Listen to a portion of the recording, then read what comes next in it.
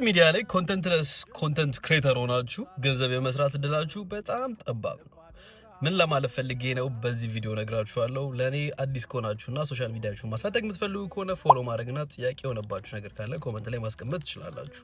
ሶሻል ሚዲያ ላይ ስትመጡ እናንተ ጋር መተው ፕሮሞት ማድረግ የሚፈልጉ ሰዎች ወይም ደግሞ እናንተ ኢን ዘ ፊውቸር እሰራዋለሁ ብላችሁ ለምታስቡት ነገር እየገነባችሁ ካልሆነ ሶሻል ሚዲያችሁን ታይማችሁን ዌስት ያደርጋችሁ ነው። ስለዚህ ሰዎች እናንተን ሪኮግናይዝ የሚያደርጉበት የሚያውቋችሁ የሚረዷችሁ በምን አይነት የኮንተንት ታይፕ ነው። እኔ ጋር ከሶሻል ሚዲያ ጋር ከቴክ ጋር ከዲጂታል ማርኬቲንግ ጋር በተገናኘ ኮንተንቶችን ሪሊዝ ስለማድረግ ከዚህ ጋር ሪሌትድ ያደረጉ ሰዎች እኔን ኮሚኒኬት ለማድረግ ፍቃደኛ ናቸው። እናንተን ምን አይነት ሰዎች ኮሚኒኬት እንዲያደርጓችሁ ፈልጋችሁ ነው አሁን የምትሰሩትን ነገር ኮንተንት እየዘጋጃችሁ ያላችሁት? ይሄንን ቆም ብላችሁ በደንብ አስቡበት። ያንን ነገር ግልጽ ስታደርጉ መንገዶች በሮች እየተከፋፈቱላችሁ ይሄዳሉ።